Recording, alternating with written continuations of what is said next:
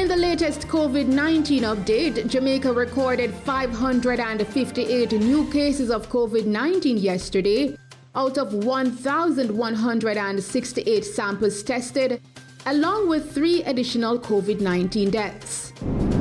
Prime Minister Andrew Holness yesterday announced a number of measures to help curb infections. Chief among them, lockdowns over 3 weekends, after declaring that Jamaica has reached its breaking point in the management of the novel coronavirus pandemic. Lockdown hours for 3 weekends. Those measures, we believe, will significantly reduce the infection rate. Health and Wellness Minister Dr. Christopher Tufton informs that effective today, persons 75 years and older who wish to be vaccinated must make an appointment before visiting a vaccination site. Beginning at 10, appointments can be made by visiting the Ministry of Health's website at www.moh.gov.jm.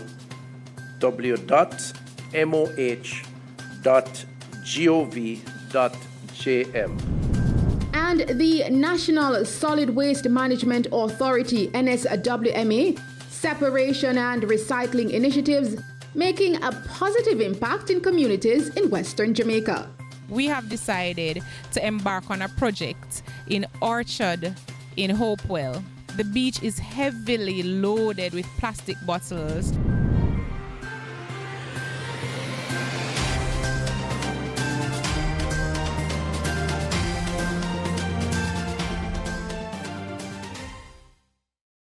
Good evening. In the latest COVID-19 update, Jamaica recorded 555 new cases of COVID-19 yesterday out of 1,168 samples tested. This represents a record-breaking positivity rate of 42.5%, bringing the total number of confirmed cases to 35,896. Additionally, the ministry also reported that 3 additional deaths were recorded, bringing the total number of confirmed cases to 35,896 and the death toll to 536.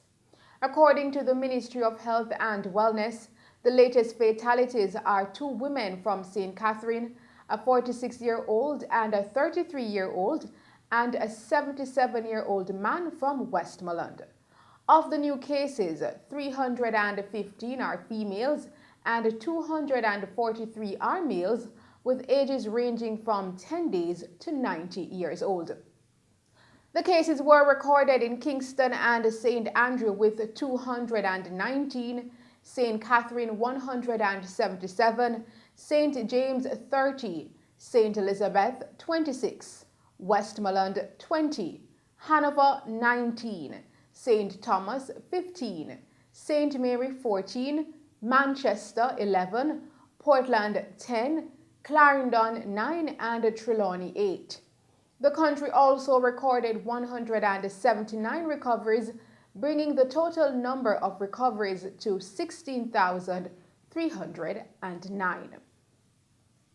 Prime Minister Andrew Holness yesterday announced a number of measures to help curb infections, chief among them lockdowns over 3 weekends, after declaring that Jamaica has reached its breaking point in the management of the novel coronavirus pandemic. The Prime Minister was speaking during a virtual press conference. He informed that from tomorrow, March 23 to Friday, March 26, the nightly curfew hours will remain at 8 p.m. to 5 a.m., ending at 5 a.m. on Saturday, March 27. So on Tuesday, March 23rd to Friday, March 26th, the reason why we're starting Tuesday, the new order, the present orders expire tomorrow. So the new curfew hours will begin on Tuesday. So from Tuesday the 23rd of March to Friday the 26th of March, the nightly curfew will remain at 8 p.m. to 5 a.m. The following morning at 5 a.m. Now, On Saturday, March 27, 2021, the new curfew hours will begin at noon on the Saturday. Now, just bear in mind that on the Friday, we are asking for work hours to be from 5 a.m. to noon to give workers and commuters enough time to do shopping. So your shopping hours would be between noon to 8 p.m. on Friday. He also stated that on March 26, workplaces will be required to close at noon to facilitate shopping for employees, as weekend lockdown will begin Saturday at 12 noon. On Saturday, March 27, 2021, the curfew will begin at noon and continue through the following Sunday, the entire day, and end on Monday at 5 a.m. Just to be clear, markets would close, remind Minister Mackenzie, 1 hour before the curfew hour. So on Saturday, markets would close by 11. Now, you and I know, Minister Mackenzie, that we go market early, like most people. So you have to get your shopping in early in the markets. The Prime Minister also announced new measures for the Easter holiday period. On Monday, March 29th to Wednesday, March 31st, the curfew will commence at 8 p.m. nightly to 5 a.m. the following morning to 5 a.m. on Thursday, April 1. Now, on Thursday, April 1, which is Holy Thursday, again, we ask workplaces to allow their staff to leave at noon for them to do the necessary shopping and commuting up until 8 p.m. on that day. The curfew, therefore, begins at 8 p.m., continues through Friday, the entire day, until, that is Good Friday, until the following Saturday at 5 a.m. At midday on that Saturday, the new curfew begins. So the shopping hour on the Saturday after Good Friday would be from 5 a.m. to noon. Remember now, markets close 1 hour before. So, on Saturday at noon, the new curfew begins, and it goes right throughout Easter Sunday. And it goes right throughout Easter Monday. No movements on that day. And it ends on Tuesday at 5 a.m. Mr. Holness further announced that on Tuesday, April 6, the curfew will commence at 8 p.m. nightly to 5 a.m. the following morning, ending at 5 a.m. on Saturday, April 10. When the weekend lockdown begins, that same Saturday at 12 noon. The case for the following week, which would be on Tuesday, April 6th, the curfew will commence at 8 p.m. and nightly to 5 a.m. the following morning, ending at 5 a.m. on Saturday, April 10. Now, on Saturday, April 10, the curfew will begin at 12 noon and continue through the rest of Saturday and the entire day on Sunday, ending 5 a.m. on Monday. Of course, just for clarity, the Friday before, that is Friday, April 9th, we would ask businesses to allow staff to leave at midday so that they can do their shopping and commuting. And that will be the lockdown hours essentially for 3 weekends starting next weekend coming. And those measures, we believe, will significantly reduce the infection rate, will reduce our, what they call the R0, the reproductive rate, and bring our hospitalizations down and relieve the stress on our health system. And as for persons being inoculated with the COVID-19 vaccine, the Prime Minister explained that vaccination sites will remain open and persons scheduled to be vaccinated will. Now, despite the extended curfew hours, we want the vaccination program to continue, as I said before. Certain vaccination sites will remain open during curfew hours and on movement days. Persons with appointments to receive a vaccine will be allowed to do so during curfew hours. Persons will be required to present evidence of the appointment. And how it will work is you will show the text message that you would have received or your email to the police.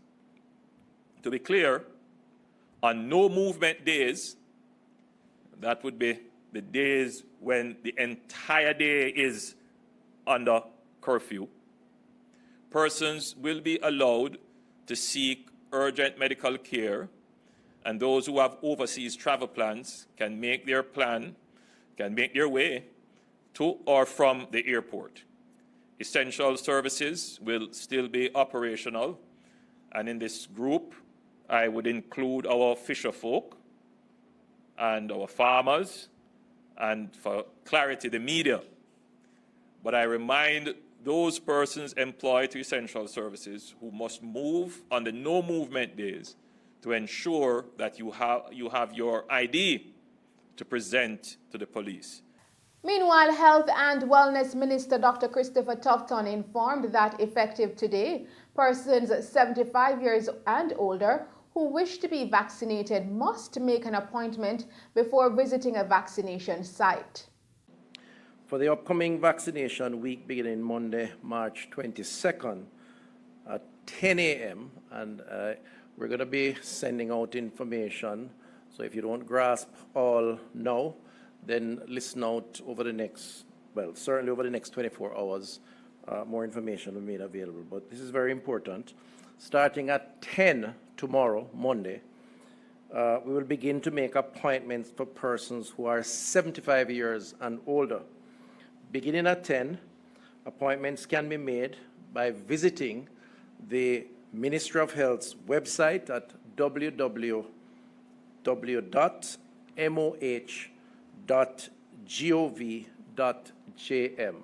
That's www.moh.gov.jm. Or you can call the 888 One Love number or 888-663-5683.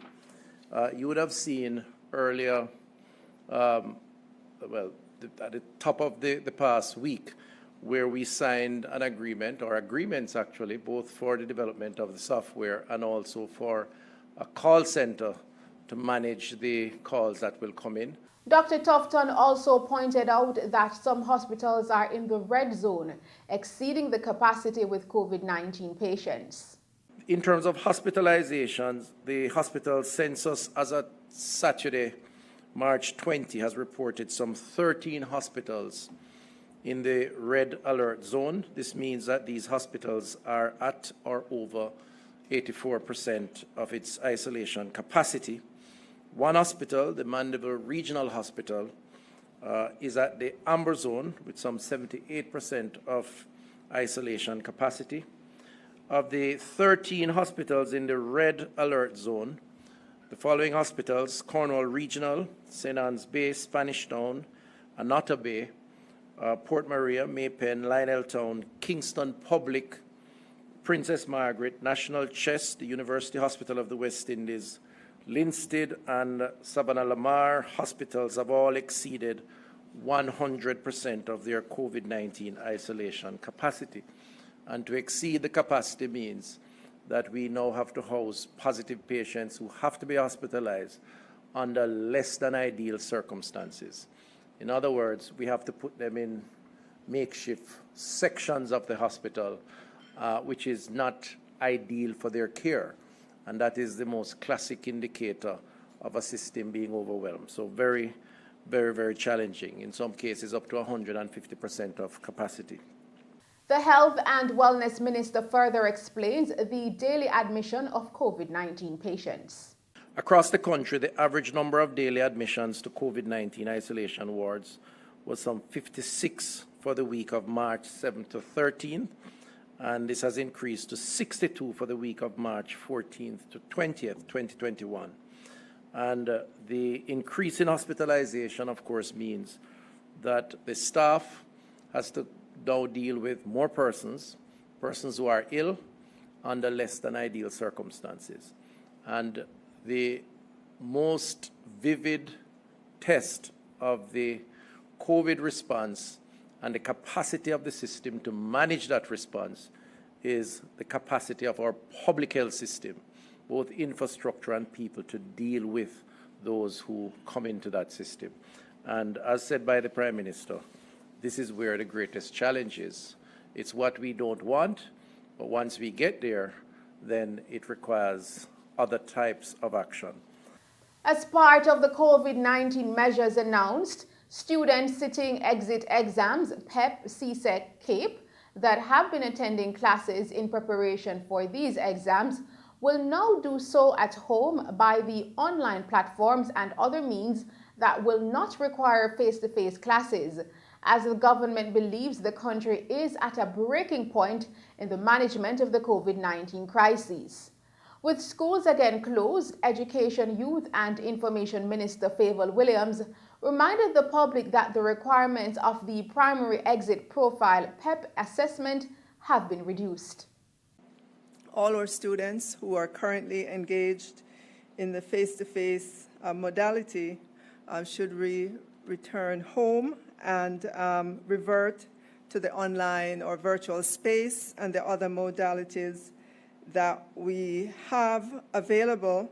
I want to remind all of you, especially those of you who are in the exam mode, that we made changes with regards to the PEP. These were told to you a week or so ago, and that we are only requiring you to do the ability test. We would have also informed our CAPE and CSEC students of the additional month that you have to sit the exam and the flexibility regarding the deferral and the publication of the broad subject areas for paper 2 ahead of the exam. We would have put out some information as well with regards to City and Guilds. We ask you at this time that you continue your preparation at home. The minister also outlined other provisions the ministry is making for students. I have to advise that we will pause our mobile intervention, in which we were going into communities to find students who were not in touch with their schools and having them in small groups of 5 for 1.5 hours twice per week. As soon as we're able to again, we will advise you. Daycares will continue to be guided by the Disaster Risk Management Act. For his part, Minister of Local Government and Rural Development Desmond McKenzie announced that as of this Wednesday, burials will be allowed Mondays to Fridays only during the hours of 9 a.m. and 4 p.m. with no burials allowed on public holidays. Burials will only be allowed between Mondays to Fridays between the hours of 9 a.m. to 4 p.m. Additionally, in that regards, all funerals, all burials that are to take place, the police and the municipal corporations must be advised 2 days in advance of each burial. Now, this is important because the members in the industry felt that it would bring some semblance of order to what they are trying to achieve. And we are insisting that persons who are making those arrangements, that the municipal corporations and the police be advised 2 days prior to the internment taking place. We will continue to work with the industry to ensure that we do as best as possible to continue to facilitate the burials of loved ones. But let me make the point that the 2-week exercise will give us an opportunity to see how well it works, and that will make the necessary decisions that will go forward after the period. So I will be meeting with the industry again on Tuesday morning to continue these discussions. Minister Mackenzie announced restrictions on gaming lounges and arcades. Arcades and these facilities that a lot of young people attend on a daily basis. We are closing these locations and these gaming lounge where the machines are used by number of persons. We are concerned about the increasing number of cases that are associated with these locations. So effective immediately, these locations, as mentioned by the Prime Minister, will be closed. We'll be monitoring the beaches and rivers to ensure the compliance are in place, and we are working closely with the Ministry of Health to ensure that all the protocols that have been set out is observed during this period. Prime Minister mentioned the concerns we have about the tavern bars and the community bars, the village bars. Again, these are areas that we are monitoring, and we will continue to monitor these areas. The St. Thomas Parish Court will remain closed until Monday, March 29, as a result of COVID-19. In a statement released by the Court Administration Division, CAD, during the closure, habeas corpus and bail applications are to be transferred to the Supreme Court in Kingston, where they will be heard. For further information, members of the public are being encouraged to contact the Court Administration Division, CAD, at 876-754-8337 or visit their websites at www.cad.gov.jm and www.parishcourt.gov.jm.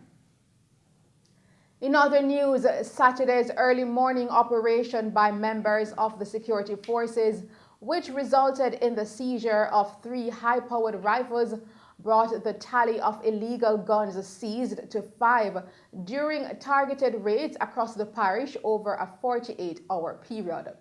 The latest seizure on Saturday pushed the number of illegal guns recovered by the St. James Police since the start of the year to 39. Saturday's operation, led by the St. James Police, also included members of the Fugitive Apprehension Team, the K-9 Division, and the Caribbean Search Center, along with Army personnel. The operation was carried out between 4:30 a.m. and 10 a.m. Several premises were searched, and 2 AK-47 assault rifles and an AR-15 assault rifle, along with 4 Glock magazines, 2 of which are extended, as well as 21 7.62 cartridges, 21 5.56 cartridges, and 33 9mm rounds of ammunition were discovered. The police seized a Sig Sauer 9mm pistol and a magazine containing 5 9mm rounds of ammunition on Phillips Avenue and Russell Road in Halfway Tree, St. Andrew yesterday. According to the Constabulary's Corporate Communications Unit, CCU, a team of police were conducting patrol in the area about 11:35 a.m. when they signaled a heavily tinted motor car to stop. The driver refused to stop, then later collided in a utility pole along the roadway. The men alighted from the vehicle and opened fire at the police. The gunmen were subsequently subdued and the firearm recovered. The 3 men who were aboard the vehicle have been subsequently arrested. Investigations are ongoing. Meanwhile, over in Harborview, a team of police seized an AK-47 assault rifle with an empty magazine in the community during a targeted surge operation earlier today. The Jamaica Constabulary Force is asking persons having information on illegal guns and ammunition or wanted persons to share that information anonymously with Crime Stop Jamaica at 311. And those are some of the stories making news. We will return with other stories with the National Solid Waste Management Authority, NSWMA, separation and recycling initiatives making a positive impact in communities in Western Jamaica. But first, let's take a break and then join Christopher Scott with sports.